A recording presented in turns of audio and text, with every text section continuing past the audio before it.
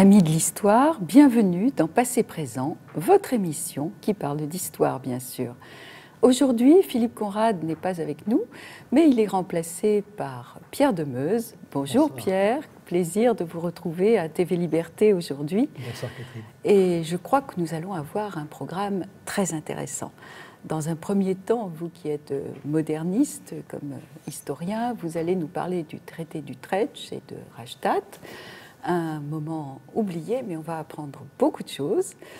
Puis il y aura ma petite partie Mata Hari, et aujourd'hui on dira au revoir et plutôt adieu à Mata Hari. Et en troisième partie, nous aurons le plaisir de recevoir un historien, Jean-Louis Voisin, pour parler d'Auguste. Exactement. Mais donc là, aujourd'hui, nous partons au XVIIe siècle. Oui, enfin, au tout début à la fin du XVIIe siècle, début du XVIIIe. Oui. Car en effet, nous sommes en 2014, n'est-ce pas ? Et nous avons commémoré le 2000e anniversaire de la mort d'Auguste, nous avons commémoré la guerre de 1914, les traités de Vienne de 1814, le congrès de Vienne et le traité de Paris. Eh bien, nous allons remonter 100 ans en arrière par rapport au traité de Paris, puisqu'il y a 300 ans, presque jour pour jour, puisque c'était le 6 mars 1714, sont signés les traités de Rastatt. Rastatt, c'est un traité entre la France et l'Empire allemand, le Saint-Empire romain germanique, traité qui avait été précédé d'un autre traité dont le nom a recouvert l'ensemble de ces traités, qui était le traité d'Utrecht. Pourquoi ces traités ? Pourquoi le traité d'Utrecht, le traité de Bade, le traité de la Barrière avec les Pays-Bas? Tous ces traités sont destinés à mettre fin à une guerre bien oubliée aujourd'hui et pourtant qui a été extrêmement importante et extrêmement meurtrière. Je veux parler de la guerre de succession d'Espagne. Il faut savoir que ces traités, Utrecht et Rastatt, représentent un remodelage de l'Europe qui est comparable, par ses conséquences, à ce que nous avons connu avec le Congrès de Vienne et le traité de Paris de 1814. Il est même comparable, d'un certain point de vue, au traité de Versailles de 1919. À ce point-là. À ce point-là. Ça a vraiment remodelé l'Europe. On a complètement modifié le rapport de force de l'Europe. Alors, pourquoi cette guerre de succession d'Espagne? C'est un petit peu compliqué parce qu'il va falloir remonter un peu en arrière. Pendant tout le XIXe siècle, vous le savez, l'Espagne, qui était une puissance considérable, on disait de Charles Quint que son empire, le soleil ne se couchait jamais sur son empire parce qu'il recouvrait l'ensemble de la surface de la terre. C'était un peu exagéré, enfin. Oui, c'est bien dit. C'était bien dit, voilà. Eh bien, donc, l'Espagne se trouve en déclin. Elle est en déclin depuis pas mal de temps. Et surtout, à sa tête, il y a un roi d'Espagne qui est un petit peu... Alors surtout, il y a effectivement depuis 1665 un personnage pitoyable, vraiment pitoyable. Un grand malade. Un très grand malade, qui a plusieurs crises d'épilepsie par semaine, qui est en permanence objet d'hallucinations. Enfin, c'est vraiment... Il est syphilitique, Alors, les rideaux syphilitiques, on n'en est pas sûr. En tout cas, ce qui est sûr, c'est qu'il a de très gros problèmes psychologiques et il est épileptique. Alors là, on n'en a pas douté. Et stérile. Alors, c'est Charles II. Il s'appelle Charles II et c'est le dernier des Habsbourg. C'est le dernier des Habsbourg. Il n'a pas d'enfant puisqu'il est stérile et il n'y a pas d'autres Habsbourg de la branche espagnole pour lui succéder. Donc, il est monté sur le trône en 1665, ce qui veut dire que pendant 35 ans, toute l'Europe va être en attente de la mort de ce personnage qui est incapable de tenir les rênes d'un des pays les plus puissants d'Europe. Et bien sûr, Louis XIV est là en embuscade. Et alors, tous les États, Louis XIV bien sûr, mais pas seulement, toutes les puissances essayent de s'attribuer des morceaux de cet énorme gâteau de la succession espagnole. Et la France ne va pas y manquer, en prélevant de nombreuses provinces, dans le nord de la France notamment, des villes qui vont être arrachées au royaume d'Espagne par Louis XIV. Toutes ces guerres que nous connaissons. Mais en 1665, la succession du roi d'Espagne, Charles II, a été prévue par un traité de partage de l'Empire. On prévoit donc un partage. Il va de soi jusque-là, pendant toute cette période, entre 1665 et 1700, il est admis que ce sont les Habsbourg d'Allemagne qui règnent sur le Saint-Empire qui vont avoir la domination du royaume d'Espagne. Mais il est entendu également que le royaume d'Espagne va faire l'objet d'un partage. N'est-ce pas ? Et en Espagne, il y a un fort parti favorable à l'Autriche, favorable à ce partage du royaume, et dans l'espoir de voir la fonction royale échoir à un Habsbourg. Oui, au nom de la famille. Au nom de la loi familiale. Les descendants de Charles Quint. Seulement, voilà.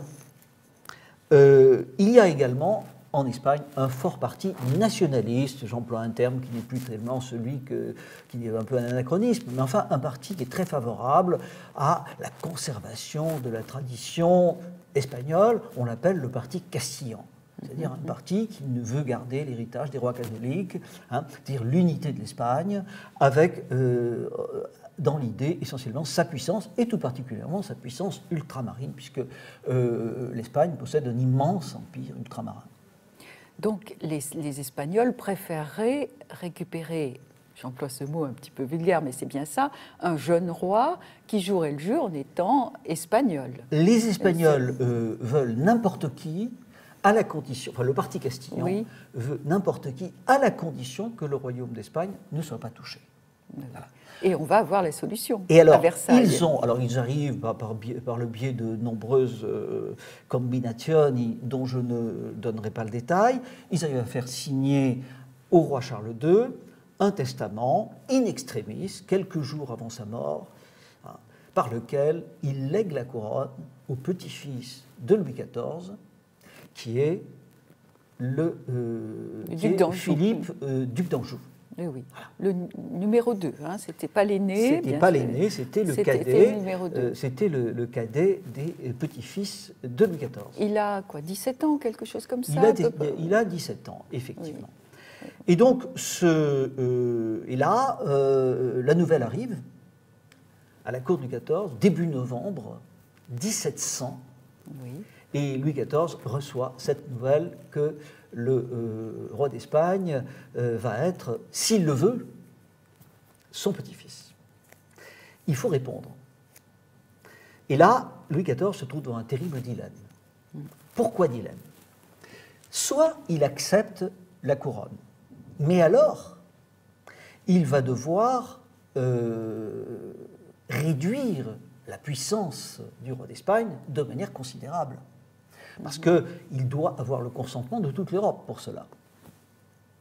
Soit il refuse, et à ce moment-là, il procède à un partage de l'héritage espagnol.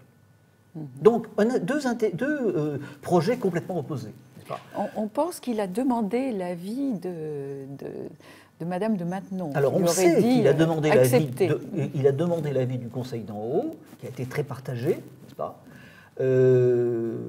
Vous aviez d'un côté Pontchartrain, le dauphin, qui faisait partie aussi le grand dauphin, n'est-ce pas, qui faisait partie du Conseil d'en haut, et qui était favorable à l'acceptation du royaume d'Espagne.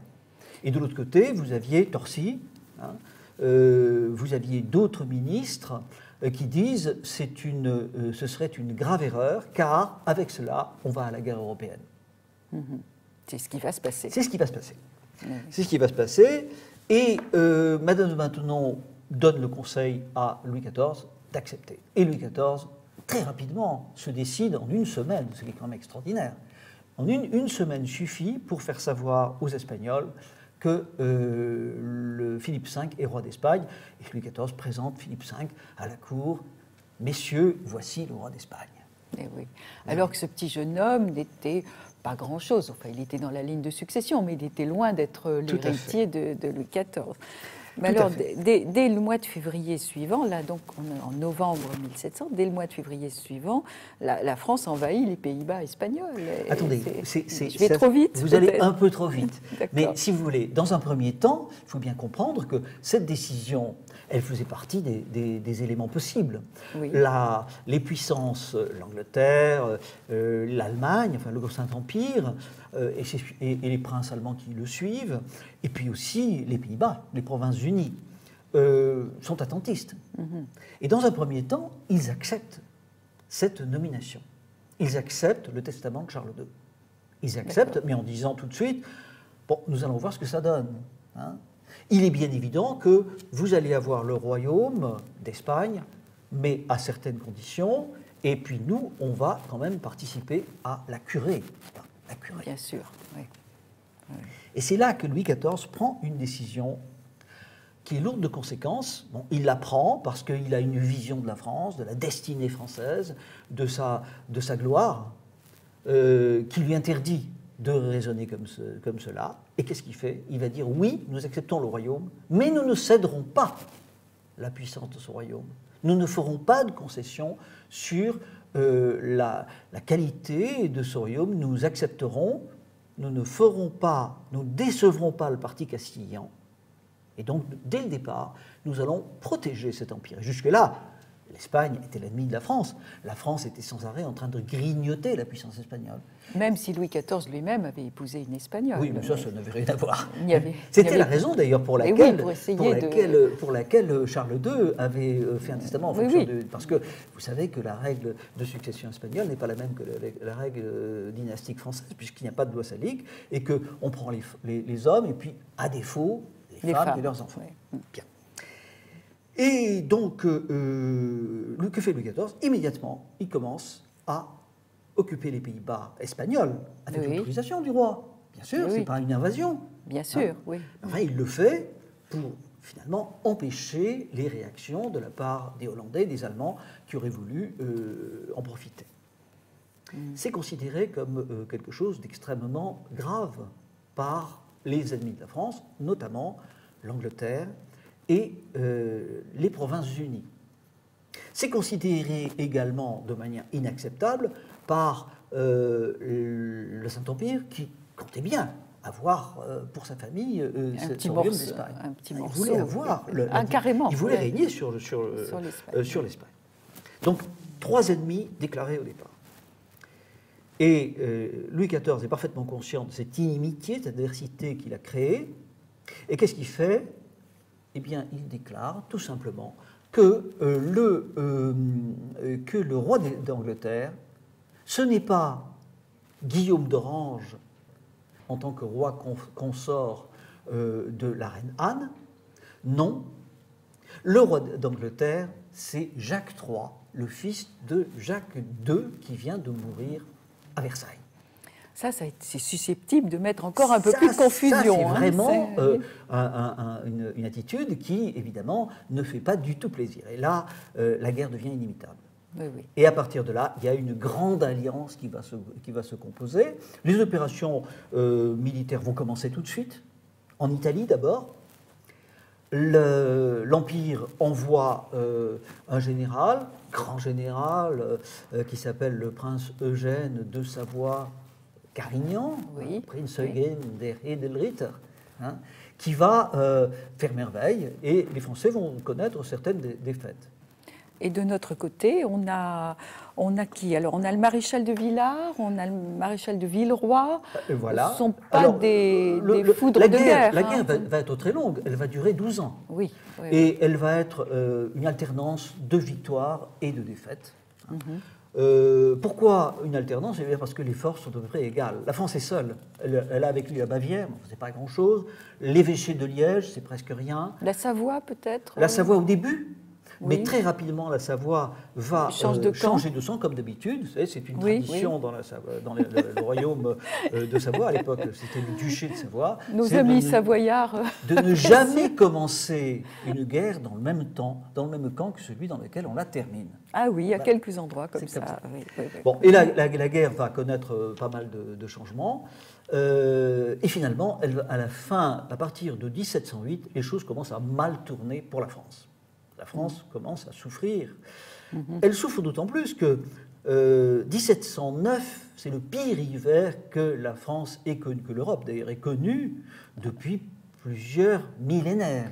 C'est-à-dire un froid terrible. Un froid terrible. 1709, on sert le vin au pic à glace. Oui. Y compris à Versailles, à la table du roi. Les oiseaux, les corbeaux meurent de froid en plein vol. Ils tombent gelés par terre.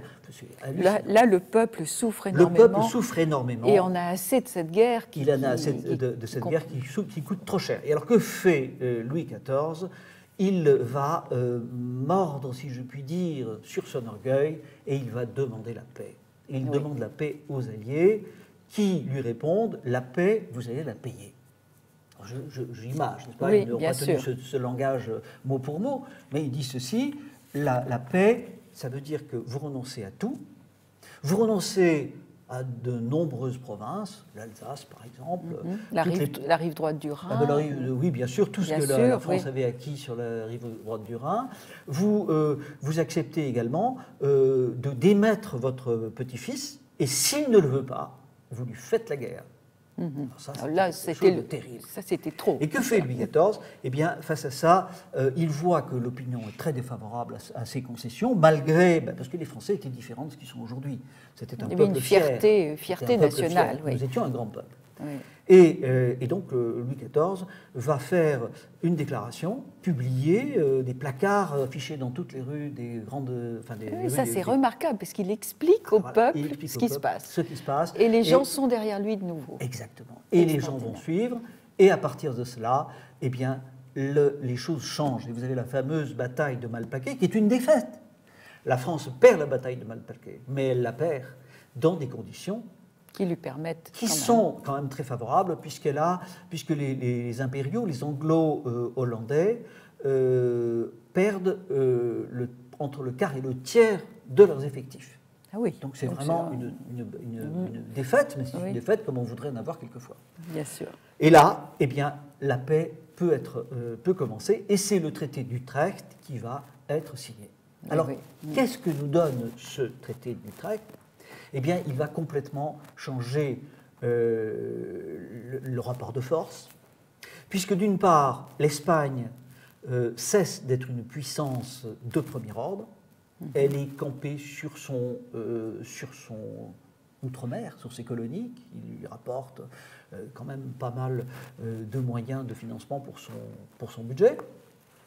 Et puis, à part ça, la France conserve sa puissance, mais elle n'est plus la puissance invaincue. Oui. Voilà. Et voilà une chose qui change, et l'Angleterre est considérée comme la maîtresse des mers. Elle est le grand vainqueur. Parce qu'elle va rester pendant... Deux siècles. Pendant deux siècles. Oui. Et d'autre part, eh bien, il y a les fameuses dispositions que je n'aborderai pas ici, mais qui sont un sujet de discussion permanent, qui est la renonciation des réciproques des Bourbons et des Bourbons d'Espagne et des Bourbons français à régner sur leurs pays respectifs. Et voilà comment aujourd'hui nous vivons encore là-dessus finalement. Nous en discutons toujours sur la validité de ces renonciations, qui sont évidemment pratiquement la seule disposition qui subsiste encore du traité d'Utrecht et de Rastatt, qui ont évidemment été toutes violées les unes après les autres très rapidement, mais celle-là est toujours en discussion. Voilà un sujet. Merci Pierre pour cet exposé qui nous fait mieux comprendre ce qui s'était passé au traité d'Utrecht. Nous marquons une courte pause. TV Liberté, c'est un grand bol d'air frais sur la télévision française.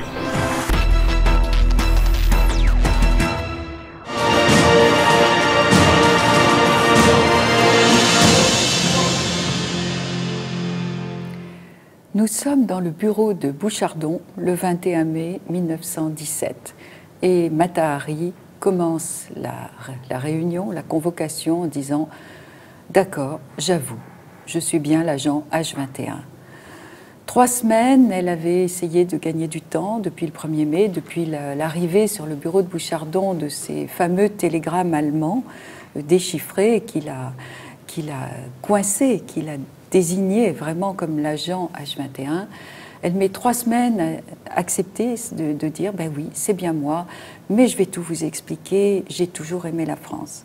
Ça va évidemment pas se passer comme ça, parce que Bouchardon n'attend que cela depuis son arrestation, le 13 février, et quelques jours après, il va clore l'instruction et sortir son fameux rapport Bouchardon, qui est une horreur, qui est un déni de justice. Quand on prend les points un après l'autre, on se rend compte que Mata Hari n'a eu aucune chance là-dessus. D'abord, il lui fait une guerre psychologique, parce que vous vous souvenez, elle était amoureuse de Vadim Maslov. C'est peut-être la seule chose qui la faisait tenir pendant ces mois terribles où elle était en prison et coupée de tout le monde. Elle était au secret, hein, il faut bien se souvenir de ça. Et Bouchardon, avec une joie mauvaise, lui dit « Vous êtes amoureuse de Vadim Maslov, mais Vadim Maslov ne veut plus rien avoir à faire avec vous. Il a dit que c'était une histoire sans importance et d'ailleurs, il va se marier. » Et c'est vrai?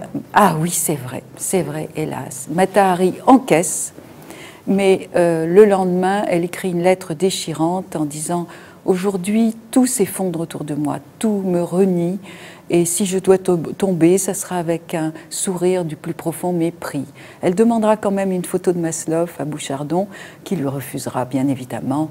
C'était vraiment un personnage très dur, Bouchardon. Alors, si on prend quelques éléments du rapport Bouchardon, on voit qu'il cherche à la coincer et qu'il va y arriver. Le temps s'y prêtait quand même. Hein. Oui, mais pas uniquement, parce que là, vraiment, il y a une sorte d'acharnement. Par exemple, il écrit qu'elle est propriétaire à Neuilly parce qu'un de ses amants, un banquier, lui a offert un magnifique hôtel particulier à Neuilly. Or, Bouchardon sait pertinemment qu'elle n'était que locataire et que c'est fini depuis longtemps. On a aux archives du Chat même son bail, donc on sait tout ça. Bouchardon l'accuse d'être espionne depuis 1905. 1905, c'est le tout début de sa carrière à Paris. Bien évidemment, elle n'était pas espionne à ce moment-là, loin de là. Plus précisément, il va insister en août 1914. Vous vous souvenez, elle était à Berlin. Elle devait jouer à partir du 1er septembre dans un théâtre de Berlin. Et un de ses amants, un parmi beaucoup d'autres, s'appelait Grebel et était le chef de la police des théâtres. Or, dans le rapport Bouchardon, ça devient le chef de la police tout court, puis le patron du renseignement allemand à cette époque-là. Or, Grebel n'était qu'un second couteau, c'était la police des théâtres, il vérifiait que les jupes étaient assez longues sur les jambes des danseuses. Donc vraiment, c'était pas très compromettant. Elle dit, moi en tant que hollandaise, je n'ai pas d'aversion contre les Allemands. Et ça devient dans le rapport Bouchardon, Mata Hari dit qu'elle adore les Allemands. Tout est à l'avenant.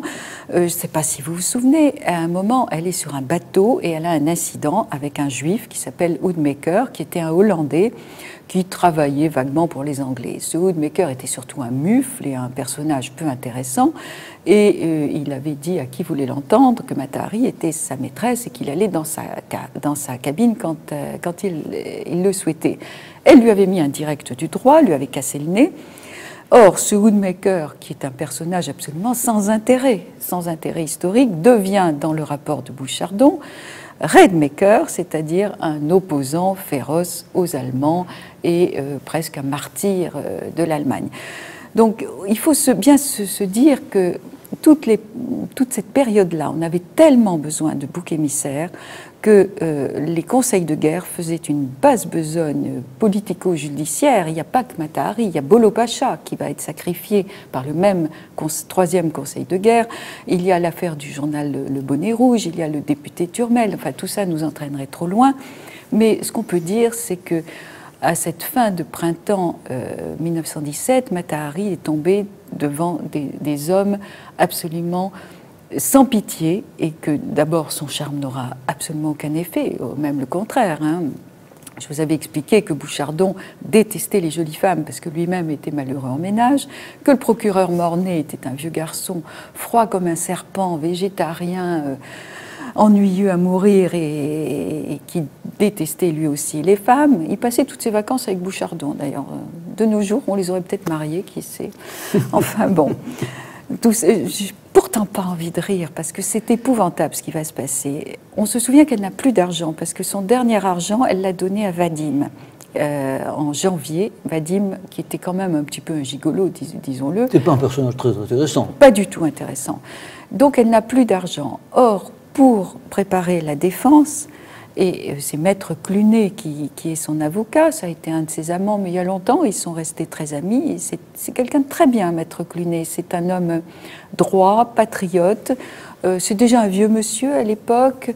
Il est malheureusement pas au mieux de sa forme parce qu'il a eu un accident en février, juste au moment de l'arrestation de Mata Hari, et pendant des semaines, il sera incapable de se déplacer. On a ces lettres où il écrit à Bouchardon en disant « le chirurgien m'interdit de me déplacer », et à la fin de février, ou début mars peut-être, son fils unique meurt lui aussi à la guerre. C'était un médecin, il meurt de maladie sur le front. Donc c'est un homme affaibli, mais qui va se battre comme un lion, comme il peut, pour défendre sa cliente.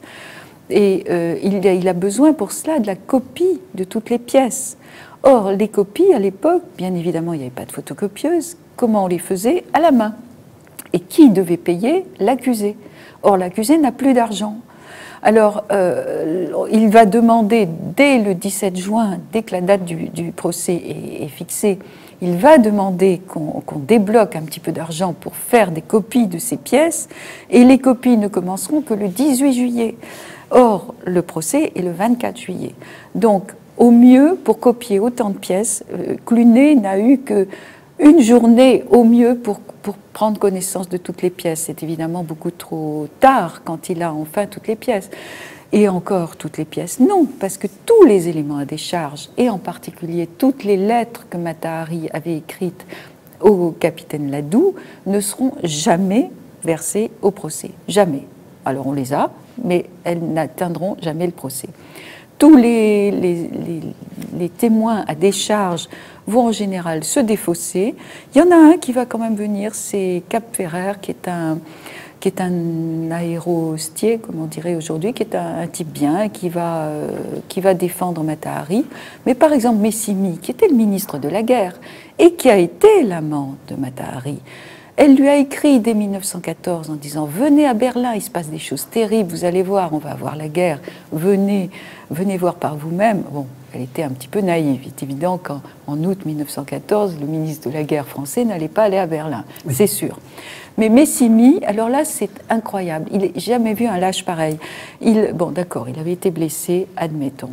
Mais enfin, il allait mieux. Mais il fait faire une lettre, un mot d'excuse par sa femme, qui dit « Mon mari n'est pas assez bien pour venir à l'audience. De toute façon, il ne connaît pas Mata Hari. Il ne l'a jamais connu. » Et Mata Hari va éclater de rire, et pourtant elle n'avait pas envie de rire, hein, en disant « Ah bon, il ne m'a jamais connu, vraiment. » Et là, même les juges vont rigoler. Ça sera la seule fois en un jour et demi. Parce que le procès va être expédié vraiment très vite. Hein. Le 24 juillet de 13h à 17h et le 25 juillet de 10h du matin à 17h avec une coupure pour le déjeuner. Et bien sûr, Clunet va parler en dernier, il va essayer de plaider sa cause en disant « mais elle a été l'agent H21, mais surtout elle a été retournée, elle est devenue agent pour la France. Ladoux l'a complètement lâchée, et la condamnation va tomber, ça sera la mort. » Alors là, Mata Hari est estomaquée. Elle balbutie, mais c'est pas possible, c'est pas possible. Et puis elle se reprend, parce que c'est une femme qui a beaucoup de courage, beaucoup de dignité, et elle toise la cour et sort très dignement. Alors quelles sont les possibilités à partir de ce 25 juillet 1917, pas grand-chose. Il y a ce qui va s'appeler un procès en révision, qui est une farce. Il n'y a pas d'autre mot, c'est une farce, ça va durer moins d'1 heure. Clunet, l'avocat, n'a même pas le droit de représenter sa cliente, qui n'est même pas là, qui n'a pas le droit d'y être non plus. Donc le dossier va être donné la veille, en vitesse, à un avocat qui n'y connaît rien et qui s'en fiche complètement. Bon, évidemment, pas d'éléments nouveaux à présenter, la condamnation est de nouveau confirmée.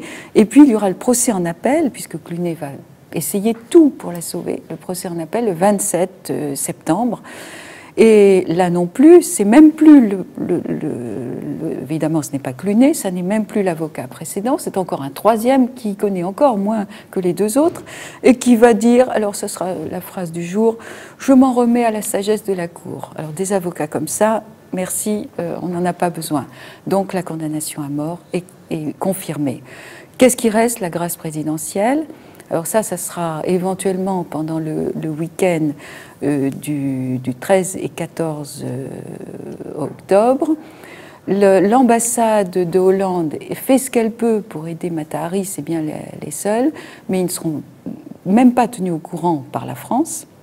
Et on va les prévenir uniquement quand elle sera déjà exécutée le lundi 15 octobre. Et le recours en grâce est présenté au président? Le recours en grâce est présenté et refusé, évidemment. Alors bon, on sait que 17, c'est une année terrible, mais quand même, le dossier était plus que léger là-dessus. Alors là, c'est terrible. Mata Hari, donc, passe ses dernières semaines en prison. À partir de sa condamnation à mort, elle a un tout petit adoucissement de ses conditions de détention. Elle est dans une cellule avec 2 autres détenus. Elle a un lit par terre, mais enfin bon, elle est dans une cellule un peu plus grande. On lui donne un peu plus à manger, parce que vraiment, on l'a fait mourir de faim pendant des semaines. La sœur qui s'occupe d'elle et qui fait office de matonne, sœur Marie-Léonide, l'a prise en amitié. Et par exemple, le matin, elle lui apporte un café. Et Mata Hari adorait le café. Et ça sera les derniers petits bonheurs de Mata Hari. Et Marie-Léonide, pourtant, c'est une bonne sœur. Elle avait peu de choses en commun avec la danseuse nue aux 1000 amants, hein, comme on avait dit. Mais elle se prend d'une affection maternelle pour cette jeune femme qui fête ses 41 ans en prison et qui le fête gaiement. Elle va chanter, elle va même esquisser quelques pas de danse. Et puis, Mata Hari disait, moi, la seule nuit où je dors bien, c'est le samedi soir, parce que je sais qu'on n'exécute pas les gens le dimanche matin. Le dimanche 14 octobre, son avocat va venir la voir, il sait que le recours en grâce est refusé, mais il ne lui dit pas. Et il s'arrange avec le médecin pour lui donner un somnifère. Donc elle dort profondément le matin du lundi 15 octobre. Et la sœur Marie-Léonide, et toutes les sœurs d'ailleurs, qui sont gentilles et qui finalement, elles ont l'habitude de garder des prostituées, des voleuses, et cette femme a quand même une autre valeur. Et elles vont faire quelque chose de très touchant, elles vont mettre par terre, dans ces sinistres couloirs de la prison Saint-Lazare, elles vont mettre des vieux chiffons, des couvertures, pour que les pas des hommes qui vont venir réveiller Mata Hari ne la réveillent qu'au dernier moment. Et c'est ce qui va se passer. Là encore, Mata Hari va accuser le coup, mais très vite elle se reprend. Elle s'habille avec beaucoup de recherche. Elle trouve un chapeau, par exemple triangulaire, et elle dit « Ah, j'ai ce chapeau, il me va encore, c'est formidable ». Et elle refuse la cigarette et le verre de rhum, ça c'était pas du tout ce qui l'intéressait. Elle va parler quelques instants avec le pasteur protestant qui venait la voir régulièrement, même si c'est pas quelqu'un de très religieux, mais bon, c'est comme ça. C'est surtout Clunet et la sœur Marie-Léonide qui vont être ses 2 soutiens, et elle va partir très très droite, monter dans la voiture. Alors Bouchardon est là, il se frotte les mains. C'est vraiment un personnage déplaisant, Bouchardon. Il adorait assister aux condamnations à mort des gens qu'il avait envoyés au peloton. Il raconte ça de façon très, très précise. Hein. Alors il faisait craquer ses bottes, il marchait, etc. Et il avait un sourire satisfait sur les lèvres. Alors il y a un monde fou. Curieusement, il y a un monde fou. Il y a une centaine de personnes. Elle dit... Quel succès, mon dernier succès. On l'emmène au polygone de tir de Vincennes. Hein. Contrairement à ce qu'on pense, ce n'est pas dans les fossés de Vincennes, c'est au polygone de tir, c'est-à-dire dans la forêt. Et il fait très, très nuit, hein. On est en mi-octobre, on est très tôt le matin, à 6 heures du matin.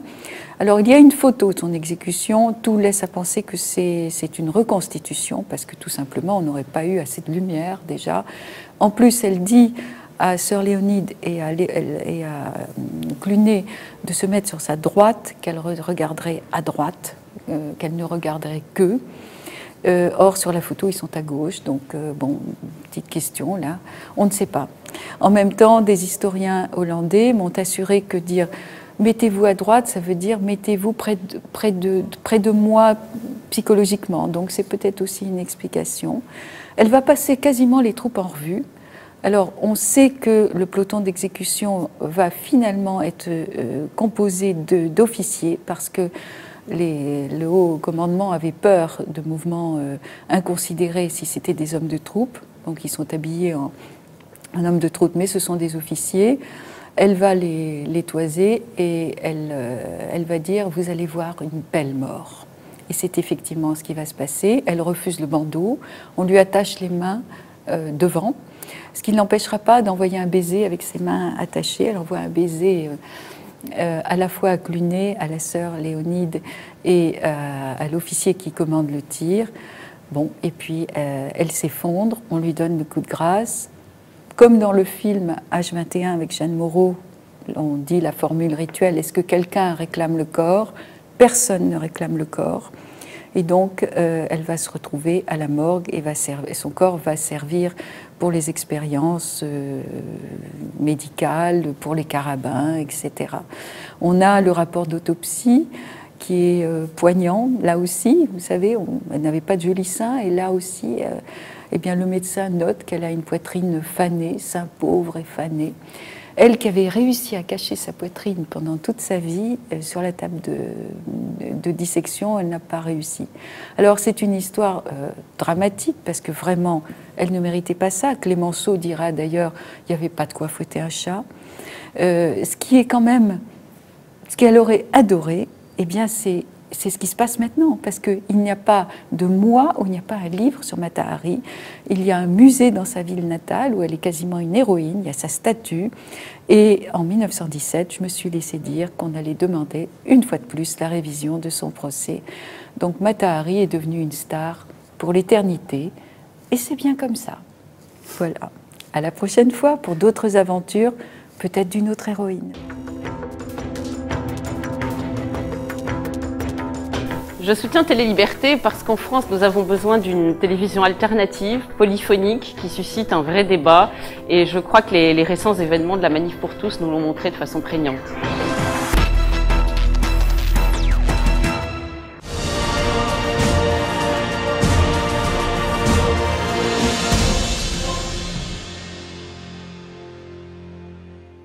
Nous sommes aujourd'hui en 2014 et nous commémorons le bimillénaire de la mort d'Auguste, l'empereur Auguste. Pour cette raison, nous avons invité M. Jean-Louis Voisin, M. le professeur Jean-Louis Voisin, qui a écrit plusieurs livres, de nombreux livres sur l'Antiquité, et particulièrement sur Auguste. À cette occasion, nous pouvons rappeler qu'une exposition très intéressante a lieu au Grand Palais, consacrée à ce personnage historique exceptionnel qu'a été Auguste. Monsieur le professeur, cette émission déclare en liminaire que l'époque romaine est extrêmement loin de nous, contrairement à ce que, nous dit l'exposition, l'on pensait dans les siècles précédents, mais que Auguste, à ce titre-là, est un personnage plus proche de la mentalité moderne, de la mentalité d'aujourd'hui. Êtes-vous d'accord avec cette déclaration ? En partie seulement. S'il y a un personnage qui est plus proche de nous venant de la Rome antique, ça serait pour moi Hadrien, plutôt que Auguste. Mais il est vrai que cette époque nous donne l'illusion de la proximité à cause des monuments, à cause de la langue, à cause de l'éducation que l'on a reçue, où l'on a appris quand même du latin, on s'est frotté à des textes latins, on a rencontré partout des monuments, Les routes que l'on emprunte sont bien souvent des routes qui viennent de l'Antiquité, et en même temps, c'est une époque très éloignée de nous. Même la couleur n'est pas perçue de la même façon, les relations entre les gens ne sont pas perçues non plus de la même façon. Il y a des esclaves. Les combats de gladiateurs, ce qui intéresse les gens, c'est la façon dont le gladiateur vaincu va conserver son visage impassible quand on va lui donner le coup de grâce. Il est normal d'abandonner des enfants si on ne les veut pas. Donc vous voyez, c'est une civilisation aussi où un esclave peut avoir un autre esclave. C'est une civilisation qui est quand même très déroutante pour nous. Les sentiments entre les gens ne sont pas du tout les mêmes. La religion polythéiste n'a rien à voir avec les religions monothéistes. Il n'y a pas de foi, il n'y a pas de livre sacré. Donc c'est une époque qui est à la fois proche de la nôtre, apparemment, mais qui est très exotique pour nous. Et bien souvent, on a de la peine à comprendre ce qui se passait dans la tête des Romains.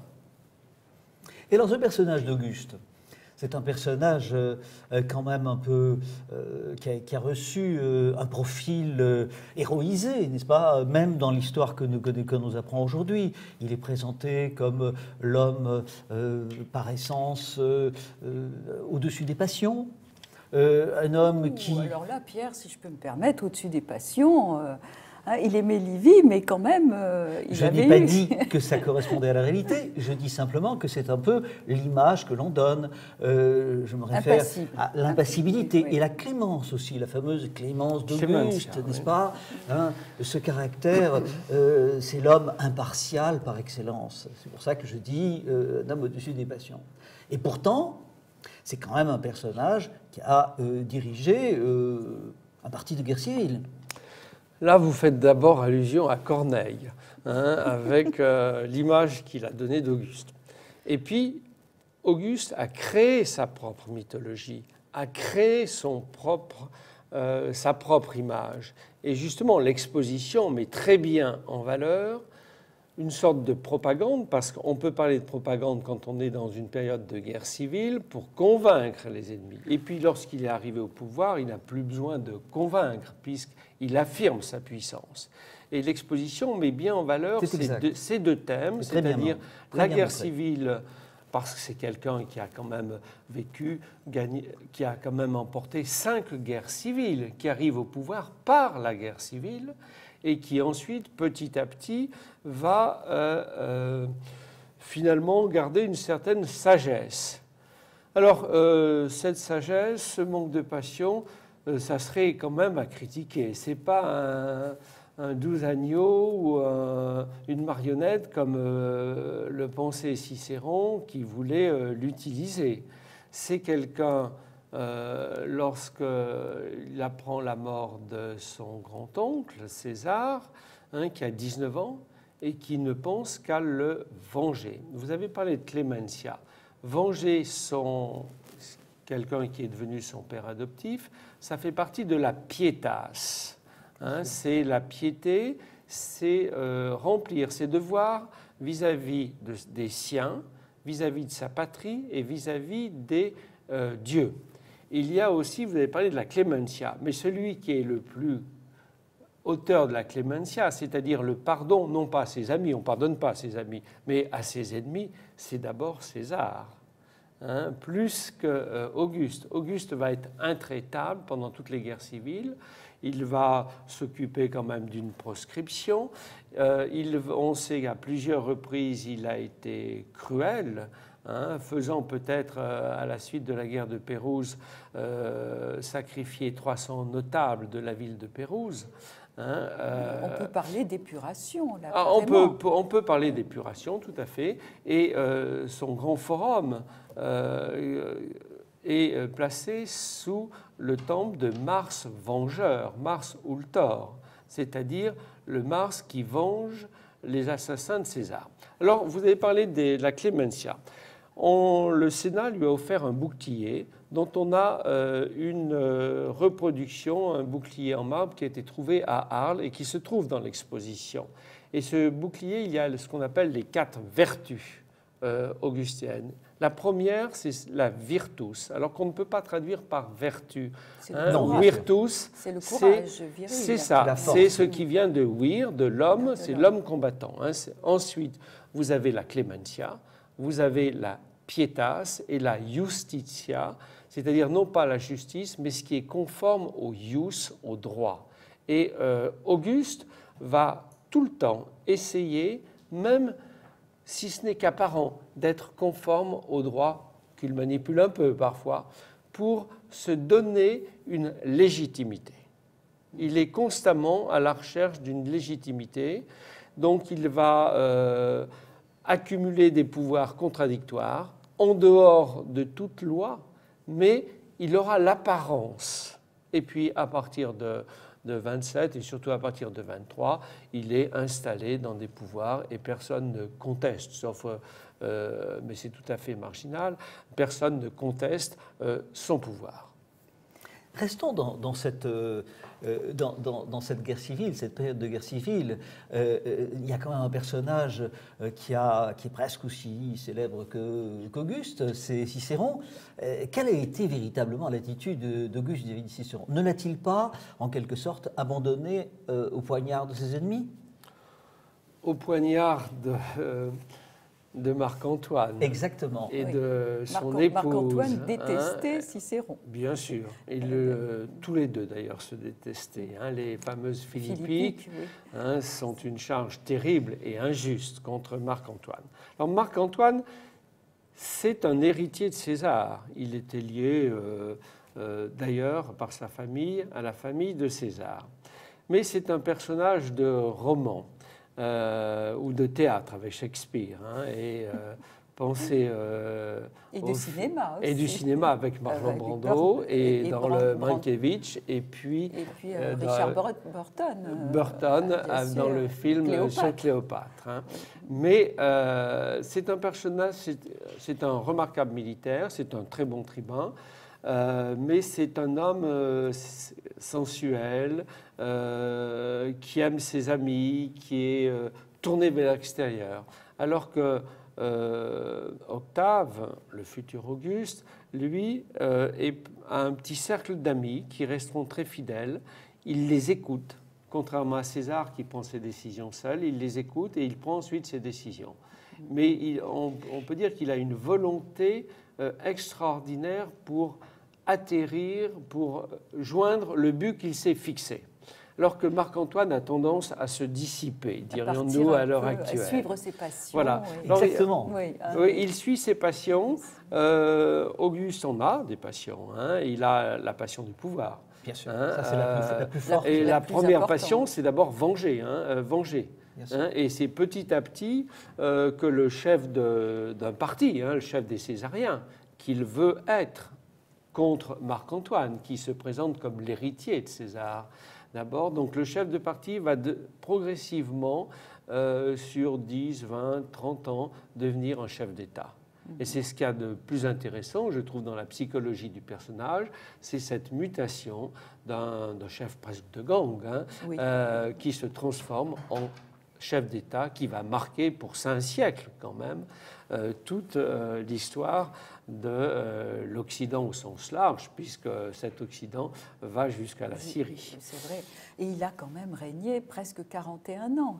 En plus. Plus que ça, non? Disons, il règne seul de 31 avant, de 30 avant jusqu'à 14. Mais il a des pouvoirs déjà dès 44. Donc 44 ans de règne. Oui.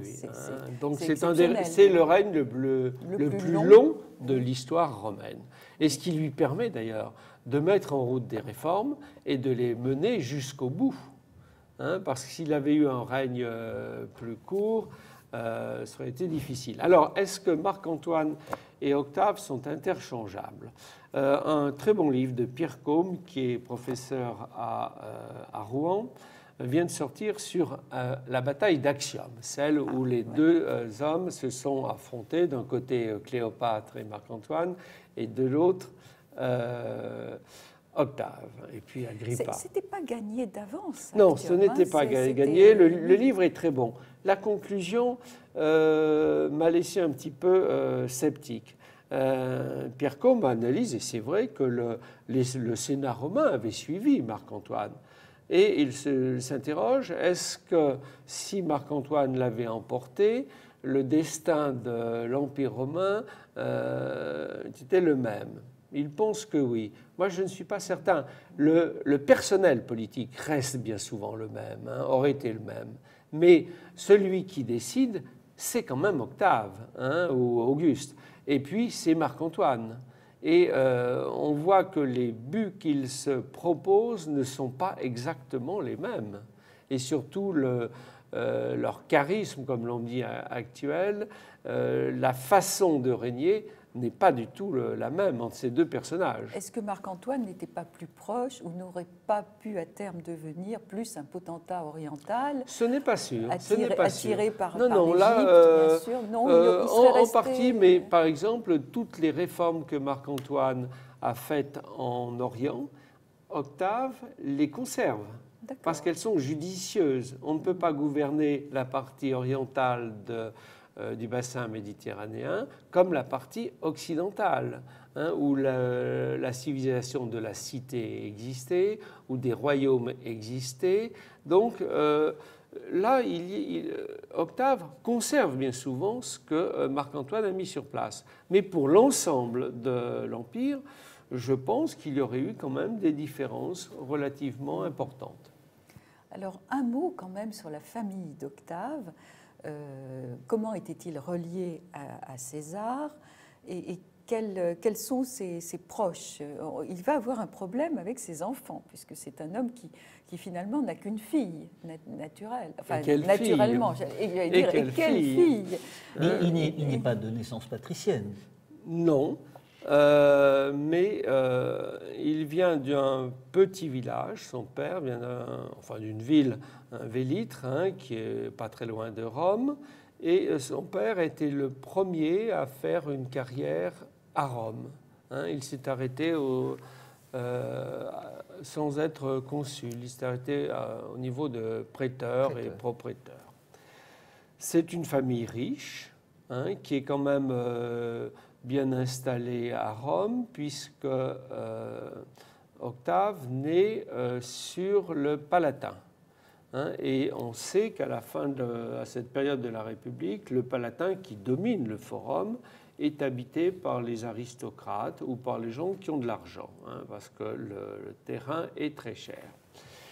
Et il est le petit-neveu de César. Par sa mère. Par sa mère, voilà, qui est Atia, oui, et qui donc il se raccroche à Julia. Il perd son père assez jeune et César s'intéresse à lui parce que c'est sa seule descendance. Là aussi, il n'a personne d'autre. Il se rend problème. compte vraisemblablement que le jeune garçon et d'une intelligence tout à fait supérieure. Et dès 1949, il s'intéresse, après avoir franchi le Rubicon, c'est-à-dire quand il devient le chef, on peut dire, de Rome, il s'intéresse à l'ascension de ce jeune garçon qu'il fait entrer dans des collèges religieux, qu'il fait venir en Espagne lorsqu'il est roi. Et lors de son triomphe, la cérémonie du triomphe sur l'Afrique, alors que Octave n'a pas participé à la guerre en Afrique, il est à la place sur un cheval qui suit le cortège, le char du triomphateur, là où se trouvaient d'habitude les enfants du triomphateur. C'est un signe Donc fort. c'était une façon de le désigner comme au moins un fils. Et il adopte Octave en 1945, mais Octave ne le sait pas qu'il est adopté. Et autre témoignage de la confiance qu'il place dans ce garçon, il l'envoie, il a 19 ans, fin 1945, il l'envoie en Épire, à Apollonie, avec Agrippa, qui est le fidèle Agrippa, quelqu'un d'extraordinaire, Agrippa. Il l'envoie à Apollonie peut-être pour poursuivre ses études, pour parfaire ses études, mais surtout, c'est à Apollonie que César rassemble ses légions pour marcher contre les Parthes. Et donc, il va là se frotter à la vie militaire qu'il connaît peu, mais il est vrai que lorsque César meurt, donc après l'Hésite de Mars, Octave est un petit peu connu à Rome, mais n'a aucune expérience politique, n'a aucune expérience militaire. Et ce qu'il y a d'extraordinaire, c'est qu'il va l'emporter. 19 ans, il ne pouvait pas. 19 ans, oui, mais certains mais pouvaient l'avoir. pas... Pompée avait une expérience militaire déjà. Ah, oui. Donc, vous voyez, c'est ça ce qu'il y a d'extraordinaire. Et quand il débarque, c'est sa mère qui lui apprend que César a été assassiné. Il ne sait pas que faire. Les légionnaires, les centurions qui sont sur place autour de lui lui disent « mais on marche avec toi ». Il ne sait pas bien et il décide de rentrer en Italie. Contre ce que dit un peu sa mère, contre ce que disent aussi ses amis qui l'entourent. Et là, petit à petit, il va apprendre le déroulement des funérailles de César, il va apprendre qu'il est adopté, il change tout de suite de nom, il va apprendre, parce que c'est un nom prestigieux, il va apprendre que la foule a plus ou moins déjà divinisé César, et très vite, avant même la divinisation officielle, il se fait passer pour le fils du divin César. Et ça vous donne un atout quand même dans une course politique. Et puis surtout, il récupère aussi les 3/4 des biens de César, qui étaient immensément riches. Ça aide aussi pour lever carrière. des légions, pour payer des gens. Son premier mariage avec Claudia Pulchra est-il antérieur ou postérieur à la mort de César? Je ne me souviens plus. Parce que les mariages d'Auguste sont en quelque sorte un peu politiques. Tout mariage dans la haute société romaine relève de la stratégie familiale et politique. Donc, il va, en particulier, c'est surtout pour sa fille, qu'il va marier 3 fois, chaque fois pour avoir des héritiers. Julia, Julie, oui, ou Julie, ou Julia, comme vous voulez. L'aînée. Oui, parce que c'est une autre fille qui va s'appeler la jeune. Donc, elle a un caractère difficile, celle-là. En même temps, elle est très populaire, elle est très belle, elle est adorée du peuple, semble-t-il. Semble-t-il, oui. Mais elle en fait voir pique-pendre à son père. De sorte qu'il va être contraint de la renvoyer, de la reléguer sur une petite île. Non, c'est un phénomène. Mais elle va être mariée uniquement pour des raisons politiques. Et elle mènera une vie... dont Agrippa, je crois. Bien sûr. Agrippa, l'ami qui a à peu près le même âge qu'Auguste. Il est peut-être un peu plus vieux, peut-être est-il né en 64 avant. Mais ils se sont connus vraisemblablement dans des écoles à Rome. Et Agrippa va être la fidélité incarnée. Mais il meurt. Il meurt, bien sûr, beaucoup trop tôt. Il a à peu près les mêmes pouvoirs. Auguste lui donne la puissance tribunicienne, enfin lui fait octroyer la puissance tribunicienne. C'est lui qui va transformer Rome, d'abord. Alors qu'il a été consul, il redevient édile. Il accepte cela pour transformer Rome. C'est quelqu'un d'extraordinaire, Agrippa. C'est à la fois un bâtisseur, un général, un amiral, quelqu'un qui écrit, semble-t-il très bien, qui va organiser, par exemple pour les Gaules, le réseau routier. C'est quelqu'un de tout à fait étonnant. Il aurait fait un empereur sans doute remarquable. Il aurait tout à fait capable, comme l'on dit, de l'Empire. Et en plus, c'était un ami fidèle. Oui. Donc, il va épouser Julie. Il aura évidemment des enfants avec Julie, dont un dernier, le fameux Agrippa Postumus, parce qu'il sera mort. Il sera né après la mort d'Agrippa. Alors, César va adopter les enfants de sa fille, mais là aussi, ses enfants vont mourir. Les petits-enfants. César, le jeune César. Auguste, disons. Oui. Mais ils vont tous mourir avant. Et parce que comme il a une longévité finalement exceptionnelle, c'est un peu comme tous Louis XIV, c'était très difficile pour lui. parce qu'il ne pouvait pas désigner totalement un héritier, parce que c'était retombé dans la monarchie. Et oui. Or, il veut garder l'apparence d'une république, même s'il fait construire son mausolée, qui sera, dès 29, hein, c'est-à-dire très tôt, un mausolée où sera enterré les gens de sa famille. Donc c'est quand même penser à une sorte d'hérédité du pouvoir. Et donc il va associer, hein, c'est des co-gérants, des associés, et finalement il va prendre celui avec lequel il a le moins d'atomes crochus, dirions-nous, c'est Tibère. Hein, Tibère, le fils d'un premier mariage de Livie, hein, qui est d'une famille républicaine. Livie, sa troisième femme. Hein, voilà. Il faut suivre là quand même avec les mariages. Qui est d'une famille républicaine, hein, qui avait pris parti pour Sextus Pompée pendant la quatrième guerre civile. Sextus Pompée, c'est le dernier fils vivant de Pompée. Les autres sont morts sous César, et il s'est créé une sorte de petit royaume maritime, avec l'accord du Sénat d'ailleurs, dans un premier temps, basé sur la Sicile. Hein, il va avoir la Corse, la Sardaigne, et c'est un poste stratégique parce qu'il contrôle Rome, il contrôle les mers autour de la Sicile, et il peut affamer Rome, où il y aura des émeutes. Donc c'est finalement Agrippa, ça va être une guerre qui va durer 5 ou 6 ans, hein, avec des moments de paix, des moments où tout le monde se raccommode, comme l'on dit, et puis ensuite la guerre reprend. Et c'est finalement Agrippa qui va l'emporter par une bataille navale, celle de Noloque, sur Sextus Pompée. D'accord. Alors, monsieur le professeur, il y a dans l'exposition quelque chose d'un peu étrange, un peu curieux, qui suscite l'interrogation du visiteur.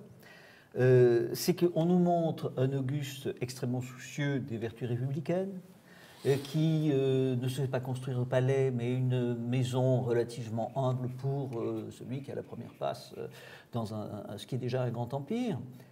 Et en même temps, il vide les institutions romaines de leur contenu, apparemment, vous me direz si je me trompe, et en plus, il finit par priver l'aristocratie, le patriciat romain qui était la structure de la République, de l'ancienne République, de son pouvoir, de tout son pouvoir et même de sa présence dans l'État.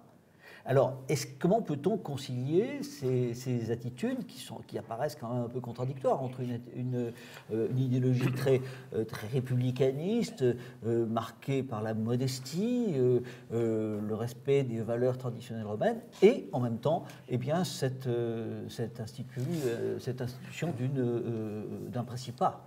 Alors, tout d'abord, sur la République, il ne faut pas entendre la res publica comme une république au sens actuel du terme. Hein, ça se dit aussi la libertas, tout simplement. La République, c'est une république aristocratique. Bien sûr. Tout à fait. Or, vous avez avec Auguste, Octave Auguste, peu importe, malgré tout un ralliement des vieilles familles.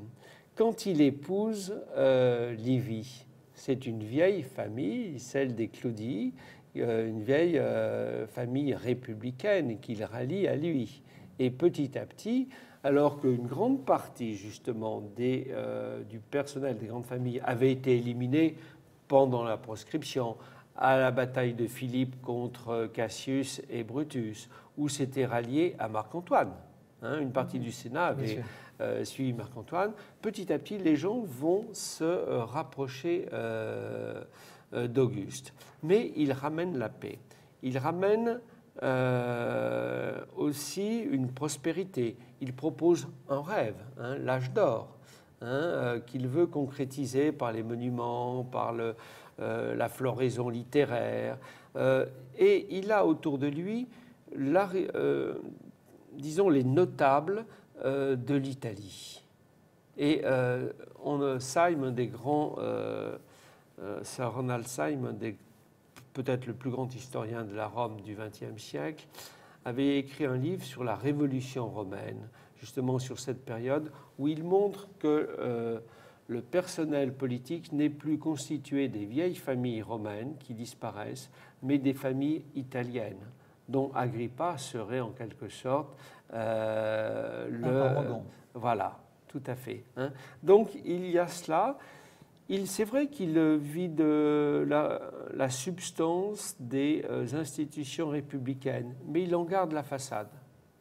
Et on ne supprime rien dans l'Antiquité, on empile les choses. Comme sous l'Ancien Régime. Oui, si vous voulez, oui, jusqu'à ce qu'elle meure d'elle-même. Hein. Et là, Auguste joue de façon virtuose. Hein. Il dira « je suis le premier des citoyens », mais sa maison n'est pas aussi modeste qu'on ne le dit. Là, dans le Figaro que vous avez ici. Le Figaro hors série, d'ailleurs, qui est très bien fait. Qui est très bien fait, oui.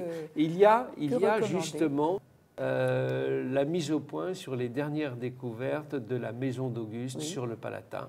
Et on se rend compte qu'il s'agit plus que d'une simple petite maison, même s'il affecte de vivre simplement. Et c'est vrai. Il va aussi gérer l'Empire comme un simple particulier pour les provinces qui sont les siennes. Il envoie ses affranchis ou des gens qui lui sont fidèles pour gérer ses provinces. Hein, donc, vous voyez, il y a ce double langage, peut-on dire, qui a fait penser parfois à une sorte de diarchie entre le Sénat et puis Auguste, mais en fait, on peut dire que c'est une monarchie déguisée sous les apparences d'une république. En tout cas, merci, professeur. On renvoie les téléspectateurs à la très très belle exposition au Grand Palais. Vous avez encore le temps. N'hésitez pas à vous procurer le Figaro hors série, qui est fort bien fait, le catalogue de l'exposition aussi. Oui. Vous y retrouverez plein de choses qu'on n'a pas eu le temps d'évoquer aujourd'hui, dont la fameuse défaite de Varus. Oui, Teutobourg. Oui, hein. Mais enfin, allez, on parle que des choses positives. Merci infiniment, professeur. Et puis, cher Pierre, nous donnons rendez-vous à nos téléspectateurs la semaine prochaine. Merci, au revoir, à bientôt.